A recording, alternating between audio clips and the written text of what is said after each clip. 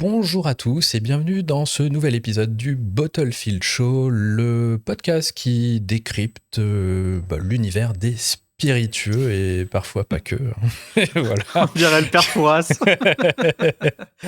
Voilà, magnifique introduction. Ouais. Donc moi c'est Fred Roginska, je suis distillateur, consultant et éditeur de distillnews.fr. Abonnez-vous. Et moi, Et je suis accompagné. dans la tour pour ce prochain exercice. Oui. Ouais, moi c'est Qui Ludovic es-tu ? Mordan, exorciste chez Studio Blackthorn. Voilà. Voilà, donc enchanté Ludovic. Donc aujourd'hui on va légèrement innover. On va vous faire un épisode d'actualité, mais on va être très focus uniquement sur, en fait on va parcourir des news produits. Yes. Des news produits des 3-4 dernières semaines. Puis voilà, et puis on vous fera un autre épisode après sur d'autres types de news. On va voir, vous nous direz un peu ce qui vous plaît le plus ou pas. Mais au moins là, on va être très focus produit, ça va être dynamique et tout. Qu'est-ce qu'il y a sur les étalages, Fred ? Qu'est-ce que t'as vu sortir ? Et on démarre avec quelque chose que j'avais teasé un peu le mois dernier. Je sais pas si tu te souviens, on avait vu le refill de NC, des carafes NC. Ouais. Et en fait, on a du côté de Rémi Cointreau, on a Rémi Martin Louis XIII pour le coup, son cognac très premium, qui a aussi une Infinity Wheel. Donc pour refill tout ça, pardon, hop, que je zappe bien. Donc voilà, il y a même une petite vidéo sur l'Instagram de Louis XIII, tout simplement, qui montre un peu le design. Donc, c'est simplement une machine pour re-remplir votre belle carafe cristal de Louis XIII pour faire du bien à la planète. Voilà, même si je pense pas que vous auriez jeté votre carafe. Mais voilà, un gros système. Vous allez en boutique, vous avez une espèce de fiole que je crois que vous mettez par-dessus et ça refill sans altérer les qualités organoleptiques du produit, bien entendu. Voilà. Petit détail. En passant, ça coûte le même prix que si vous achetiez la carafe directe. Donc, c'est vraiment pour la planète que vous faites ça. Voilà. Ouais, c'est ça, entre guillemets. Donc, voilà. Bah, en tout cas, c'est looké. Hein. C'est sûr qu'il y a un style quasi steampunk dans l'esprit.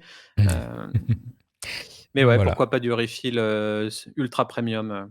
Ok. Infinity Wheel. Next, on a Isotier. Donc, on passe Newsroom. Simplement une petite curiosité parce que c'est, en fait, ils appellent ça agent double.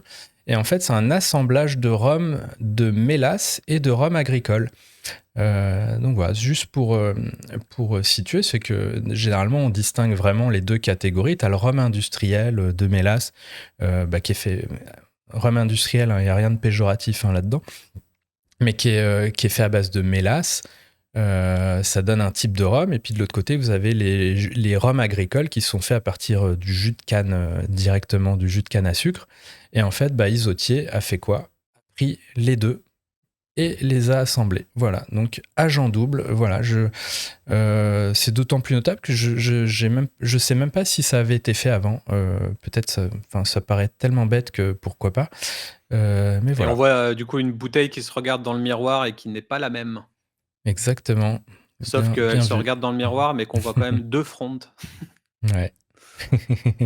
Voilà. Donc voilà, Isotier, petite newsroom. Qu'est-ce qu'on a ensuite ? Ensuite, je crois que c'est quelque chose avec quoi tu es familier. Donc c'est Vodka No Name. Donc c'est les personnes derrière Cocktailers Bellgnol maintenant, qui donc ont lancé une vodka No Name. J'aime beaucoup, un peu Adrien, comme en informatique. Timothée et Mathieu, ouais.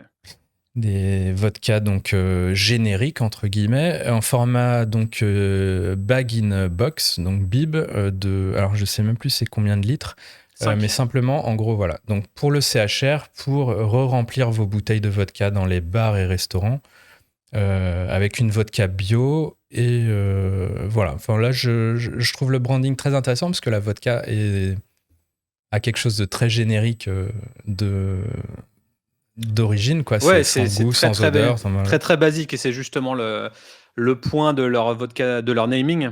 Voilà. Et on en parle dans un épisode de Super Potion. Il me semble l'épisode 40, je crois. Bon, c'est marqué Vodka No Name dans le titre de l'épisode, donc si ça vous intrigue, allez voir et on vous dit tout sur pourquoi ce naming et également pourquoi ils ont rebrandé, pourquoi et comment ils ont rebrandé Cocktailers. Cocktailers en Belgnol. C'est assez intéressant pour toutes les startups qui nous écouteraient, qui souhaiteraient switcher de nom et d'identité. Et ben, allez jeter une oreille pour en savoir plus, mais beau projet en tout cas. Carrément. Donc voilà, Vodka No Name pour le CHR, hein, je précise. Yes.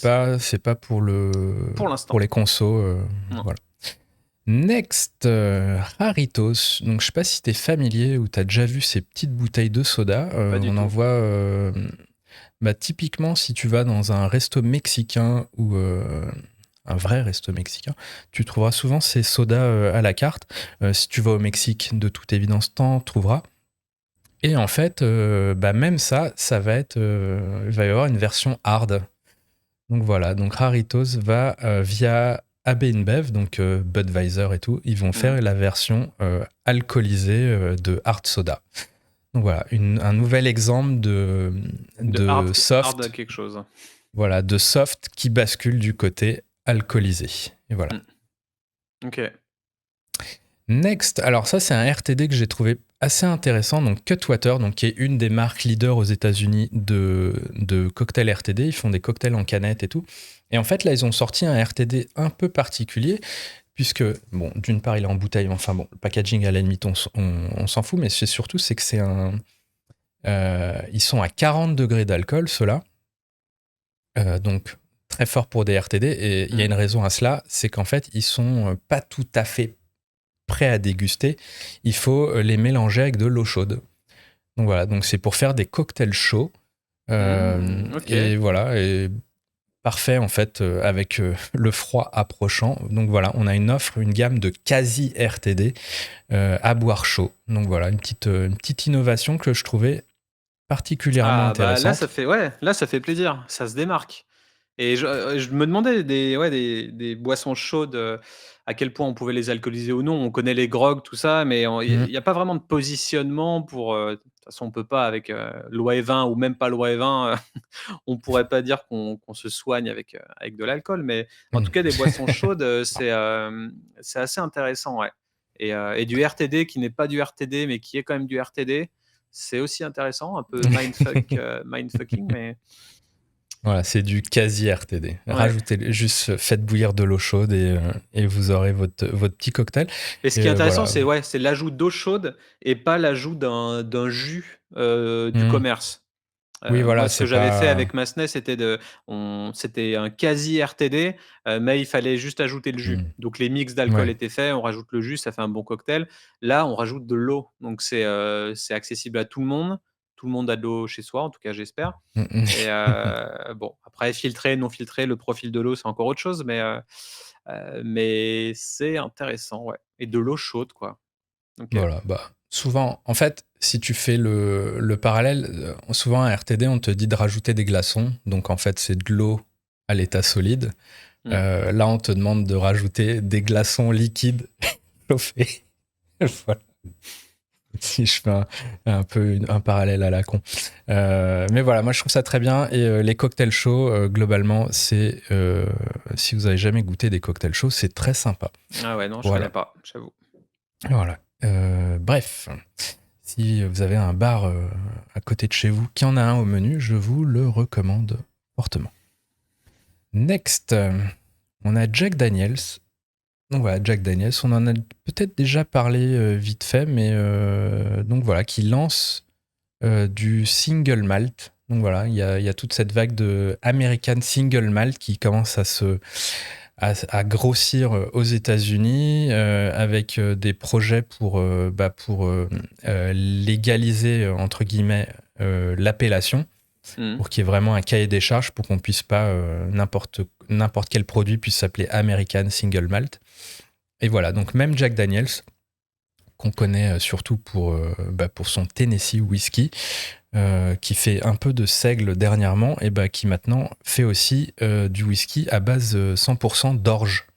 Voilà, donc c'est là aussi une innovation à l'échelle de Jack Daniels, de faire du whisky 100% orge, un single malt. Ouais, et puis la bouteille est intéressante. Elle reste un poil, elle reste semi-iconique parce que tout le monde connaît la forme de la bouteille Jack Daniels. Et là, elle est travaillée pour, je pense, Alors, garder son âme, mais en fait, c'est qu'à la moitié. bouteille qu'ils utilisent sur leur single barrel. Ok. Tu peux acheter du Jack Daniels classique single barrel, tu auras cette bouteille-là. Donc, c'est les sélections de fûts uniques, en fait. D'accord, ok, je savais pas. Voilà, et sur le col, tu sais, tu as le numéro du fût, tu sais, voilà, c'est identifié, c'est tel fût. Et du coup, si tu en achètes plusieurs, tu pourras voir des subtilités de goût parce que c'est pas le même fût. Voilà. Ok. Next, qu'est-ce qu'on a? Alors, Bruichladdich, qui a sorti. Ouais. Donc, ça, je l'ai mis parce que je me disais, tu vas bien aimer le design, notamment, qui a un petit côté Blackthorn. Slipknot. Voilà, donc Bruichladdich qui sort un whisky. Alors, de mémoire, donc Black Art 10 ou 10. Et qui a la particularité, c'est qu'en fait, Bruichladdich est très transparent sur ses batchs. Et là, mis à part l'âge du whisky en question, c'est un peu le lot un peu secret, un peu mystérieux, surprise, voilà. D'où le branding très occulte. Et le branding occulte, ouais. Donc voilà. Et donc, typiquement, ça me donne envie d'acheter, quoi. Je trouve ça trop select et je me dis, ça va être trop bien. Et on s'approprie un bout de mystère, un bout d'obscurantisme, d'occultisme. Je sais pas quel mot, mais en tout cas, ça m'a fait directement tilt. Il faut que ça aille dans les frigos de Blackthorn, ça. Voilà. Bon, écoutez, à voir, mais c'est pas donné, je pense. C'est quoi 395 pounds. Voilà.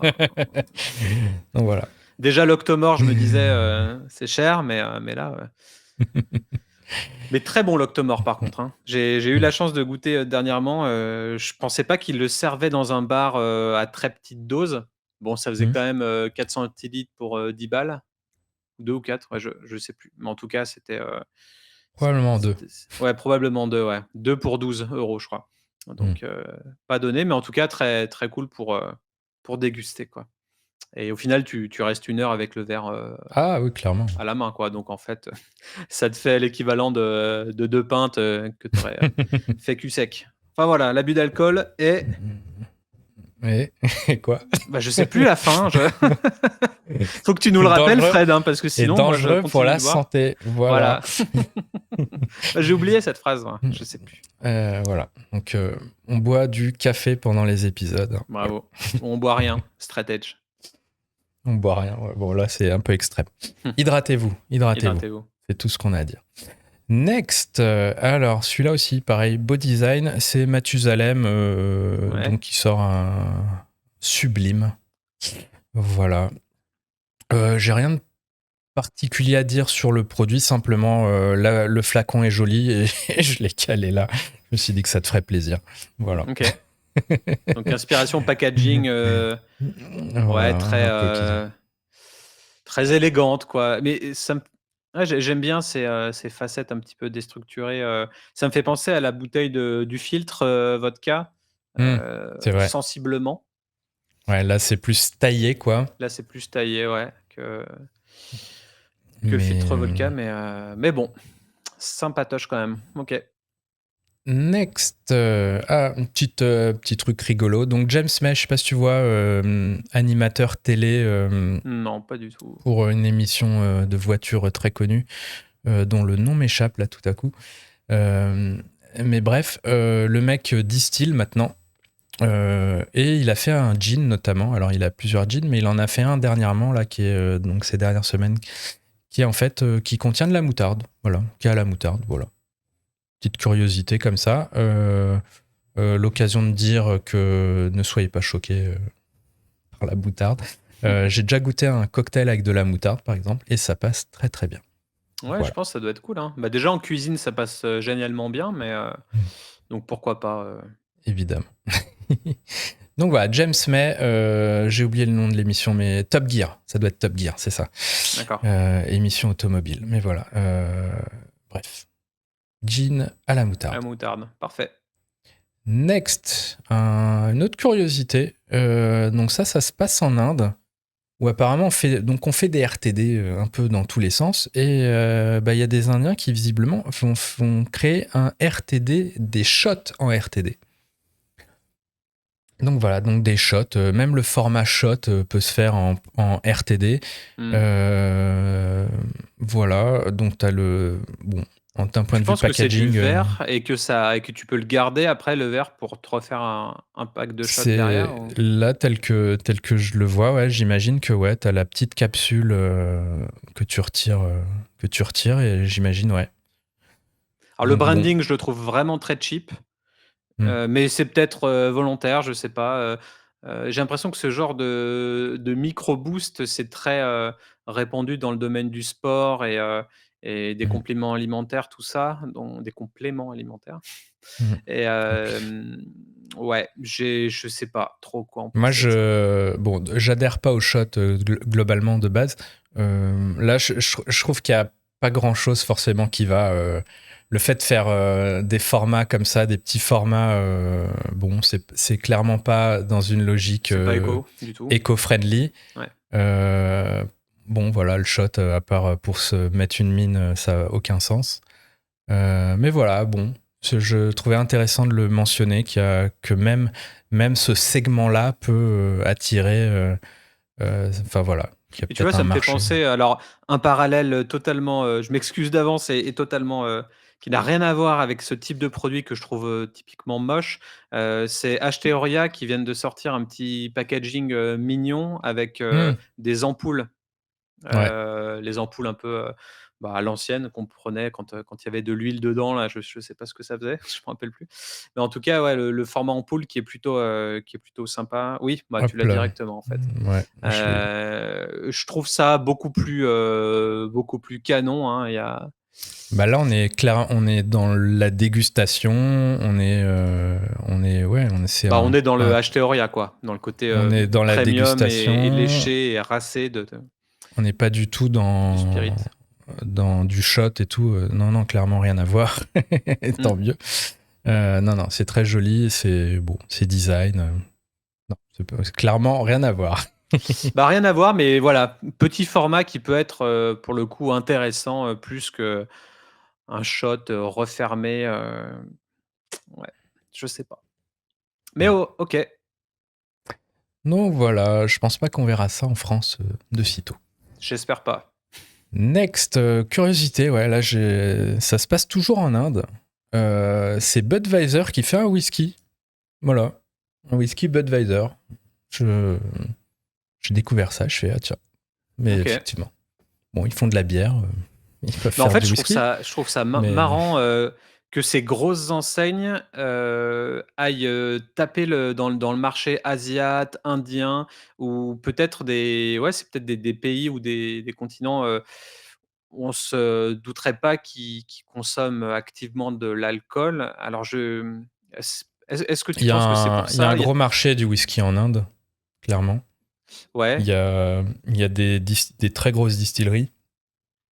Et ça commence à arriver en Europe, hein, d'ailleurs. Enfin, ça fait un moment que c'est là, mais ça se développe. C'est de plus en plus, petit à petit, ces petits titres de noblesse, quoi. Voilà. Après, je pense, il y a une palette très très large de produits. Parce qu'en Inde, typiquement, je crois que les mecs peuvent écrire whisky sur des bouteilles dans lesquelles ils ont rajouté de l'alcool neutre. mmh. Donc voilà, donc il peut y avoir des gaps très importants entre ce que nous on appelle whisky en Europe et ce qu'eux peuvent appeler whisky Et en tu Inde, penses par qu'ils exemple. devraient changer de nom, si jamais ils étaient importés, en Ah France bah, ah bah probablement qu'ils pourraient pas, ouais, ou qu'ils pourraient tout simplement pas? ils pourraient pas mettre le mot whisky sur leur étiquette. Mmh. Bah, il y a des marques comme ça En même temps, là, ils sur le le mettent marché pas, hein. C'est européen. marqué double barrel, Magnum, Hmm. Budweiser, mais c'est pas marqué. Si, Si, c'est il y a marqué écrit whisky en dessous. Blended American Whisky pour le coup. Mais Ouais. bah, parce que c'est un whisky, c'est Budweiser là pour le coup. Hmm. Et c'est fait par Sazerac, je crois. Bon, j'ai un petit trou là, mais je crois que c'est fait avec Sazerac. Enfin, ouais, qui détient une distillerie en Inde. Ok. Bref, un truc comme ça. Bon, voilà. Rien de spécial à dire, juste assez marrant. Peut-être qu'un jour, on aura du whisky Kronenbourg et du whisky Heineken, je ne sais pas. Mais, Ah bah, ça voilà. m'étonnerait pas hein, que ça soit déjà en place. Mais bon, à suivre. Yes. Suivant, qu'est-ce qu'on a de beau simplement, ouais, une tendance, je pense on en aura l'occasion d'en reparler, mais des whiskies aromatisés. Et là, donc, on a Ironton, qui est une distillerie plutôt cool au Texas, qui du coup sort un whisky qui a été fini en fût de café. Voilà, donc un fût qui a contenu du café. Voilà. Ok. Donc, j'imagine que ça doit bien transparaître dans le whisky pour le coup. Donc, plutôt intéressant. En fait, c'est super intéressant cette tendance à aromatiser des alcools ou des boissons, mais d'un point de vue nouvelle génération, donc en pensant à l'éco-responsabilité, à la sobriété, à moins de sucre surtout, pour moi. Mhm. Je pense que toutes les boissons tendances du moment, elles sont beaucoup moins sucrées qu'on aurait pu le goûter il y a 15 ou 20 ans. Mais on pourrait se dire que l'aromatiser, bah, c'est un peu cheap. Moi, je pense, je sais pas, à Smirnoff, à Despé, à toutes ces boissons, qui sont Oui, non, aromatisées et voilà, mais là, sauf on a. que c'est plus du tout comme ça. Avec les innovations de maintenant, on arrive à des produits, très Bah, fins, il y a de tout. Là, on est sur un. Simplement, ça a été mis dans un fût qui a contenu du café. Hein. On n'est pas sur un whisky. Il y a une marque de Pernod Ricard TX qui, lui, a fait une version aromatisée au café, vraiment. Où il y a peut-être mmh. un peu de sucre, je sais. Où là, on transforme le produit. Là, on reste sur du whisky, mais voilà, c'est le type de fût qui a. C'est un autre type d'aromatisation, quoi, via Et je le pense fût. qu'on est Mais. de plus en plus vers la non-transformation du produit, tout comme les gens veulent mieux manger, ils veulent plus de produits transformés quand ils mangent, Hmm. bah, juste chez eux quoi ou n'importe où, mais OK. Suivant. Bah, tiens, c'est la même, mais sur Instagram. Voilà. Next, petit truc dont j'avais parlé il y a quelques mois, je pense maintenant, mais maintenant c'est sorti. C'est Tidal, donc une marque de rhum britannique, qui a sorti son rhum distillé sur un bateau de croisière. Voilà. Donc voilà, petite curiosité, on Ouais, en on en avait avait parlé parlé. il y avait quelques temps. Donc maintenant, il existe, mais simplement, il est, je crois, vendu exclusivement sur les bateaux de croisière en question. Ce qui fait Voilà, voilà. sens et d'un point de vue positionnement est plutôt, ingénieux. Mais voilà. Donc je serais très curieux de voir des photos de l'alambic sur le bateau, Mmh. mais bon, j'ai pas trouvé pour l'instant. Donc Tidal. Ensuite, qu'est-ce qu'on avait de beau? Americana. Alors oui, donc ça, l'histoire derrière ce produit, c'est simplement une idée, c'est que dans le whisky américain, surtout, on parle de mash bill pour parler de la recette du whisky derrière. À savoir que en Écosse, on utilise, c'est du 100% orge maltais. Aux États-Unis, le bourbon, c'est 51% de maïs minimum. Et après, ils peuvent mettre du seigle, ils mettent du blé, ils mettent de l'orge maltais aussi. Et du coup, on parle de mash bill où tu as les marques qui vont souvent dévoiler qu'il y a, je sais pas, 68% de maïs, 20% de seigle, et puis le reste, c'est de l'orge maltais, par exemple. Donc voilà, tu as cette idée de mash bill, et en fait, donc tu as cette distillerie Broken Barrel qui, elle, arrive avec un concept qui est non pas le mash bill, il y a un mash bill, mais il y a aussi le oak bill. À savoir que en fait, ils font leur whisky, ils le font vieillir, puis après ils assemblent tout dans des grandes cuves et ils font un espèce de vieillissement entre guillemets. Je sais pas si on peut parler de vieillissement en vrai à proprement parler, mais dans des cuves dans lesquelles en fait ils vont mettre des duels de fûts de whisky. Et du coup, ils vont pouvoir piocher des duels dans des fûts divers et variés.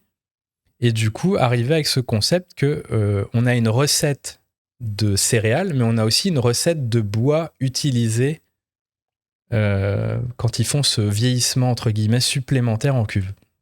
Ouais, c'est intéressant ça. Et Euh, ouais, et d'une semaine à l'autre, tu rajoutes du bois, on peut se douter du goût, qu'il peut y avoir donc voilà, donc ça peut être après la et en garde. fait la distillerie s'appelle Broken Barrel et le bois qu'ils mettent pour ce truc c'est issu de fûts cassés justement. Mmh. Donc il y a un espèce de cycle et voilà, Ouais, c'est smart ils ont ça. leur oak bill où voilà, ils vont dire ah on a mis X pourcentage de fûts je sais pas de bourbon, X pourcentage de fûts de vin, de machin truc et voilà. Et Bah, il y a une on a dimension upcycling derrière aussi quand on y mm, pense. voilà, donc Broken Barrel à proprement parler quoi. Voilà. OK, intéressant, ouais. Donc voilà, petit produit qui est sorti également récemment. Next, bah encore un communiqué là-dessus. Qu'est-ce qu'on a ensuite? Obi and Ramsa. Donc là, rien à voir. On switch sur en fait des glaces à base de cocktail ou goût cocktail.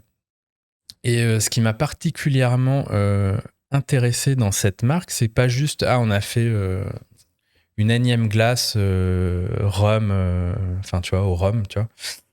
C'est que c'est des glaces brandées en fait. C'est genre t'as le Old Fashion Woodford Reserve quoi. Ils ont un truc, je sais pas, ils ont une glace au chocolat avec du Macallan de 12 ans d'âge. Ils ont un sorbet avec du champagne mouette et chandon, tu vois. Ah donc c'est Donc, du multi-co-branding, quoi. voilà, donc, et il y a un côté un peu en plus premium, tu vois, c'est pas une énième glace rhum raisin Ah ouais, je me doute. générique. On est sur j'ai la glace au Macallan 12 ans, quoi. Tu vois, j'ai le Dirty Morito là au Zacapa 23. Donc voilà, Ouais, donc donc tu c'est dégustes ta glace d'une autre manière, hein, et ouais. elle doit coûter, plus cher, Elle doit mais coûter plus cher, ouais. J'avoue, enfin, tu vois, là, il y a je sais pas, un truc bon genre papa. pina colada au Don Papa. C'est ultra intéressant ce concept, hein, je suis fan. Et Ouais, là, en puis plus, ils vont utiliser aussi le réseau de chacune des marques, avec qui ils travaillent. Enfin, hmm, quand je dis le réseau, c'est pas forcément les partenaires distributeurs ou quoi, c'est l'audience au final, hmm, des fans ouais. de Ah, chaque mais produit. c'est. Ça premiumise la glace. Donc voilà, clairement. Ah ouais, de fou, ouais, carrément. Donc voilà, petite. Et 39 Petite... 000 followers. Je sais pas si hmm. c'est tous des vrais, mais en tout cas,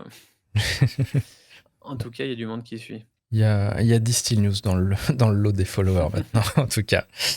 Next, qu'est-ce qu'on a comme produit? Ah, Deadman's Finger. Donc ça, c'est une marque qui fait pas mal de rhum, qui fait de la tequila et tout, et qui a lancé maintenant une version de Spiced Rum sans alcool.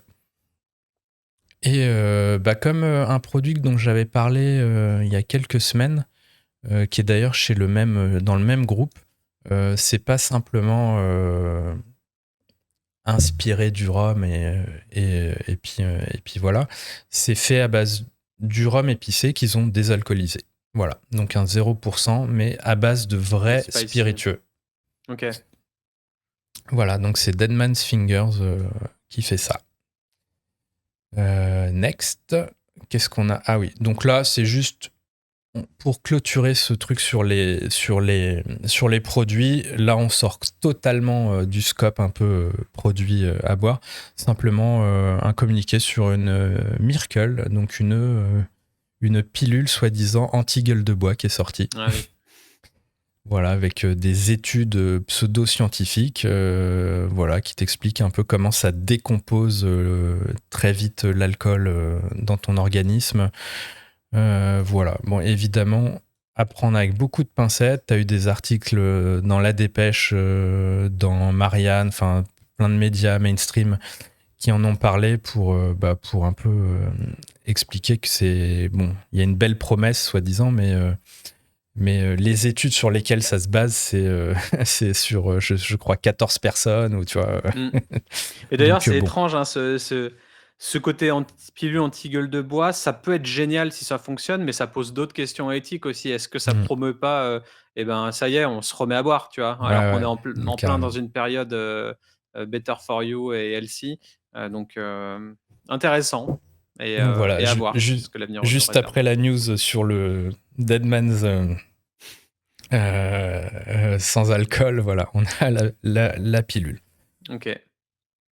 Et voilà, bah, c'est tout pour ce petit overview produit des dernières semaines. Je sais pas s'il Petit y en assez a un complet. qui t'a marqué plus qu'un autre, mais Ah bah oui, totalement la glace. Pour le la coup, glace, ouais, ouais. c'est vrai que c'était bien cool. Ouais. De Ouais. loin, ça a surpassé de loin les autres pour moi. Enfin, c'est le truc, Ah, il y et avait les cocktails chauds. Les cocktails chauds, les c'était pas cocktails mal. chauds également, Mhm. ouais. 2 choses bien significatives et qui ont chacun leur positionnement et que je trouve, intéressantes. Ça dénote un petit peu des news d'un nouveau produit, d'un énième truc qui se ressemble. Enfin, j'avoue qu'à chaque fois, il y a un petit twist comme ça, ça m'excite. Voilà. Bah voilà, c'était tout pour ces news produits. Je sais pas, n'hésitez pas à nous dire ce que vous pensez, un peu ce format un peu plus cadré sur les produits. On va en faire un autre, peut-être plus sur les news business. Voilà, on va développer ça. N'hésitez pas à nous dire en commentaire ce qui vous a le plus marqué aussi. Et on vous dit au prochain épisode. Voilà, Allez, abonnez-vous, à likez. plus. Ciao, Ciao, ciao. ciao.